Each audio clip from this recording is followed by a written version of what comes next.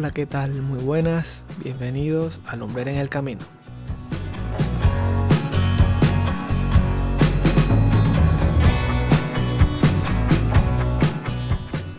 Esta semana, viendo una serie ambientada en Estados Unidos en la década del 50, conocí un término que me impresionó, y me impresionó para mal.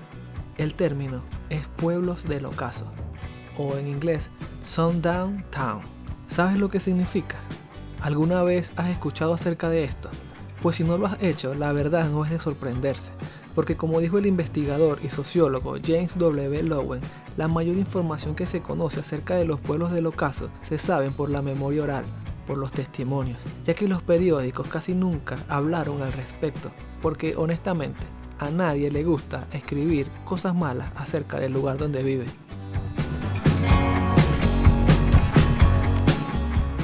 Los pueblos del ocaso eran lugares que estaban por todos los rincones de los Estados Unidos, ciudades donde más del 96% de su población eran gente blanca y el otro 4% eran el barbero, su familia y casos parecidos. En las entradas de estos infames pueblos habían carteles que decían: negro, no dejes que te caiga el sol, y cosas semejantes. El concepto de pueblos del ocaso consistía en que solo podía haber personas de raza negra durante el día. Si caía la noche, los pobladores no se hacían responsables por la seguridad de los afroamericanos. Se formaban auténticas cacerías. Pobladores blancos impedían que familias de raza negra se instalaran en la ciudad, les impedían adquirir viviendas, y los que se atrevían a pasar de visitantes los intimidaban, amedrentaban. Si un conductor negro era visto conduciendo por las calles, era detenido por la policía, obligado a bajarse del carro. Lo ofendían a él y a sus hijos, todo con el objetivo de amedrentar, o mejor aún, provocar. Claro, provocar alguna reacción violenta para, ya saben, hacer cumplir la ley.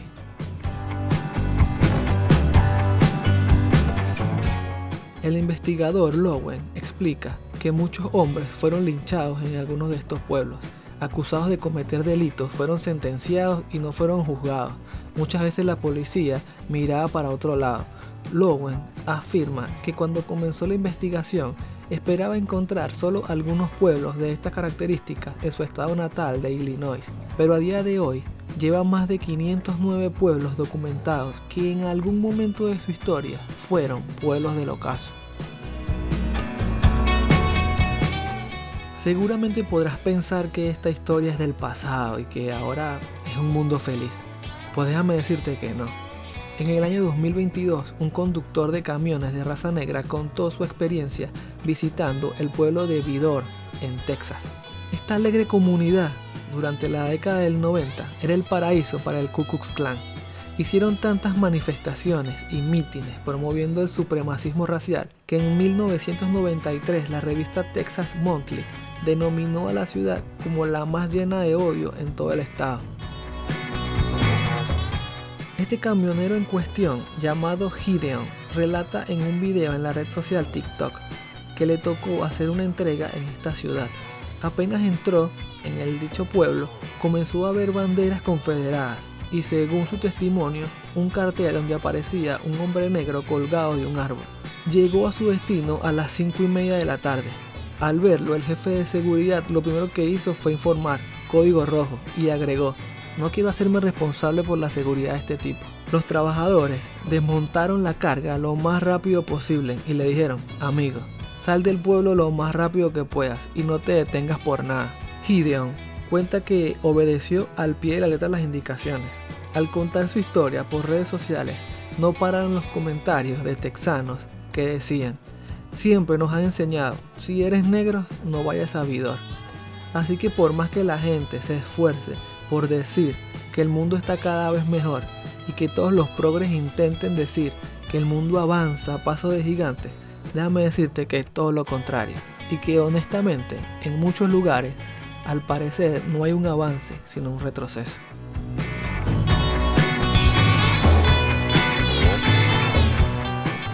Contado todo, empezamos.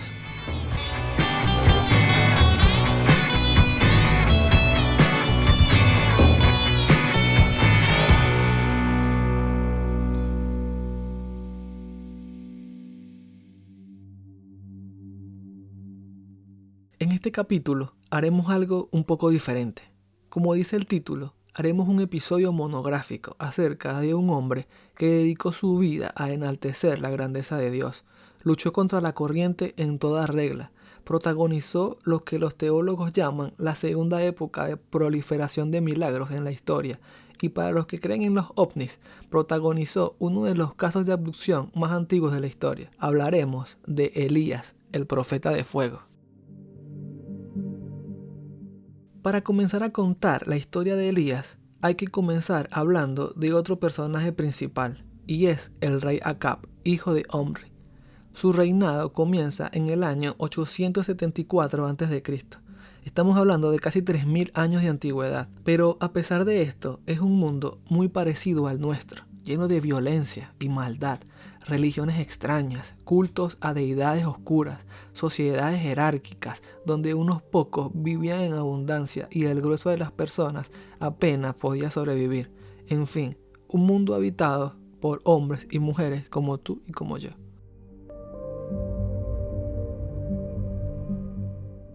Para este momento, el pueblo de Israel ya estaba dividido en dos reinos, Judá al sur e Israel al norte.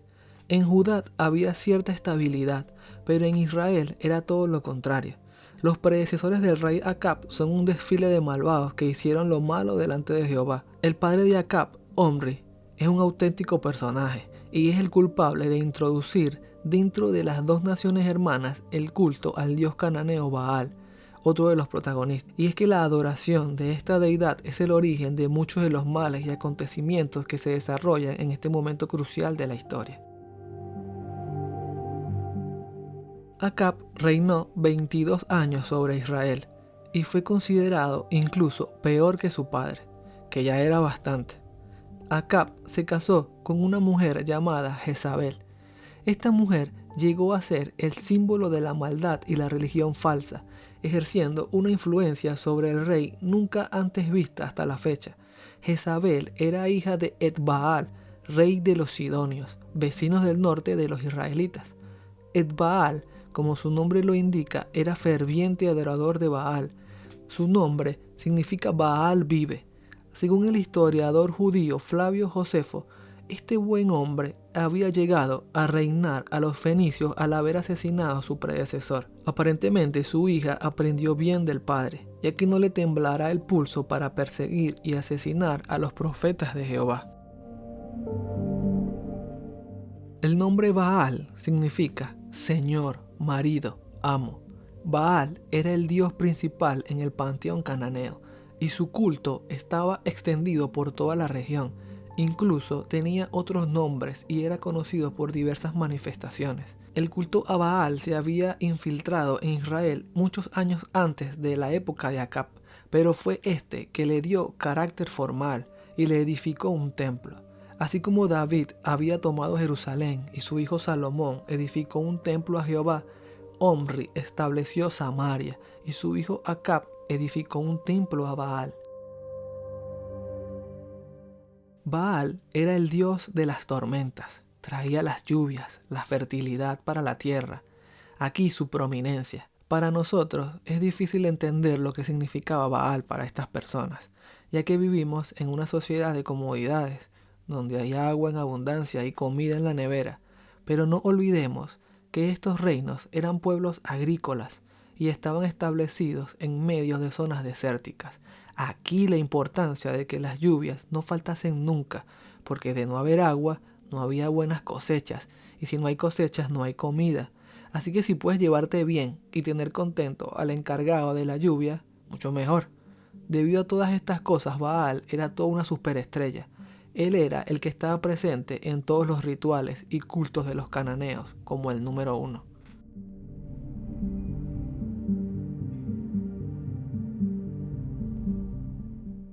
El culto a este dios incluía todo tipo de rituales y sacrificios, incluso sacrificios humanos, como ha demostrado la arqueología. La mayoría de la información que se conoce acerca de Baal es debido a una serie de tablillas descubiertas en 1929 en el norte de Siria. Las tablillas cuentan sobre la eterna batalla de Baal, dios de la vida y la fertilidad, contra Mot, el dios de la muerte y la esterilidad. Si Baal triunfaba en la batalla, acontecerían un ciclo de 7 años de abundancia. Si perdía, vendrían 7 años de sequía y escasez. En Israel, la situación era cada vez más crítica.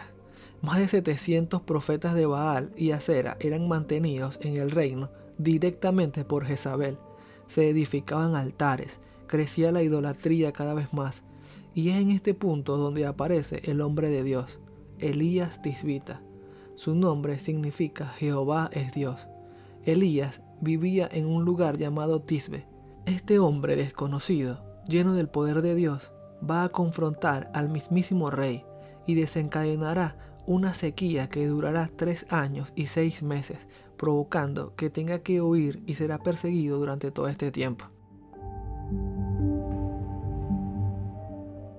La historia de Elías se encuentra en el libro de Primera de Reyes. Mi intención no es contar todo lo que aparece relatado en el libro, así que vamos a analizar 2 momentos cumbres en su vida. El primero, después de haber pasado 3 años y 6 meses escondido y sustentado por la caridad de una viuda, Elías se presenta ante el rey una vez más. En este momento se desarrollará el enfrentamiento que tiene lugar en la cima del Monte Carmelo. Él solo contra los 450 profetas de Baal y los 400 profetas de la diosa Acera. Como nos es contado en el libro de Primera de Reyes, el enfrentamiento consistía en ofrecer 2 bueyes en sacrificio en un altar de madera, uno para Baal y otro para Jehová. Los profetas de Baal invocarían el nombre de su dios primero, que Elías, pidiendo que respondieran a las oraciones a través del fuego y quemara la ofrenda. Esta era una prueba perfecta para comprobar quién era el Dios verdadero, ya que los seguidores de Baal afirmaban que él controlaba el trueno, el rayo y las tormentas, al igual que los seguidores de Jehová. Los profetas de Baal comenzaron su ritual y estuvieron desde la mañana hasta la tarde, danzando, saltando y haciéndose cortes y laceraciones en el cuerpo, una práctica popular en las religiones paganas, cuya intención era provocar la lástima en la deidad. En medio de estas acciones desesperadas ocurren una serie de comentarios sarcásticos y burlas por parte de Elías. Les decía a los profetas: gritad más alto, quizás está meditando, o tiene algún trabajo, o va de camino, quizás Baal duerme. Elías hizo estos comentarios porque las tradiciones decían que Baal siempre estaba meditando acerca de las decisiones, o en guerra con Mod, viajando de un lado a otro, incluso muriendo y volviendo a la vida. Cuando llegó la hora de la ofrenda, según la ley de Moisés, alrededor de las 3 p.m., Elías dijo a los profetas: basta, ahora es mi turno. Tomó él 12 rocas y madera y edificó un altar para Jehová. Colocó al buey en pedazos e hizo que derramaran agua sobre el altar. Y después oró a su Dios. La respuesta no se hizo esperar. Está escrito en la Biblia que descendió fuego del cielo y consumió no solo la carne del buey, sino que también consumió la madera, las piedras y el agua que habían derramado, provocando la euforia de los espectadores. Aprovechando este momento, Elías mandó a capturar a todos los profetas de Baal, los llevó al arroyo de Cisón y ahí los degolló a todos. Puede parecer cruel y violento, pero hay que recordar que así era el mundo en esa época, violento y cruel. Además, este castigo estaba establecido en la ley de Moisés para los profetas idólatras. Después de este enfrentamiento, hay una serie de momentos destacados en la vida de Elías. Oró por lluvia y llovió. Corrió 40 kilómetros delante del carro de Acab. Caminó por el desierto 40 días y 40 noches sin comer, fortalecido por la comida que le dio un ángel. Tuvo un encuentro con Jehová en el monte Sinaí. Y también hizo que descendiera fuego del cielo 2 veces más para quemar al capitán del ejército del rey y a sus soldados. La forma en que termina la historia de Elías es tan asombrosa como su vida misma. Este suceso está relatado en Segunda de Reyes. Al igual que Enoc, el único caso anterior registrado por la Biblia, Elías fue llevado al cielo sin haber muerto. Está escrito en la Biblia que Eliseo, su discípulo y sucesor, vio como un carro con caballos de fuego rodeó a Elías y después el profeta ascendió al cielo en un torbellino para no ser visto nunca más. Este evento ha sido usado por los ufólogos desde hace muchos años como uno de los casos de abducción más antiguos de la historia. Esto debido a las características de lo acontecido, que se asemejan en gran manera a los testimonios de encuentros cercanos de cuarta fase con platillos volantes. Lo cierto es que no hay en las escrituras más detalles de lo sucedido, y es uno de los grandes misterios, tanto de la Biblia como de la humanidad. Para concluir, solo quiero agregar que Elías fue un hombre de contrastes. Por un lado, un profeta valiente que se enfrenta a un rey malvado y a 850 profetas, y también un hombre que huye despavorido de la maldad de Jezabel. En pocas palabras, un hombre de Dios que hizo muchos milagros poderosos, pero que tuvo sus luchas internas, con altos y bajos, pero que siempre fue fiel a la palabra de Dios. Y eso marcó la diferencia, porque como dijo el propio Señor Jesucristo, el que me ama, mis palabras guardará. Estamos en Spotify y Apple Podcast como Lumbrera en el Camino. Y en YouTube busca el canal Castro Juan 10 para encontrar el programa. Suscríbete y compártelo.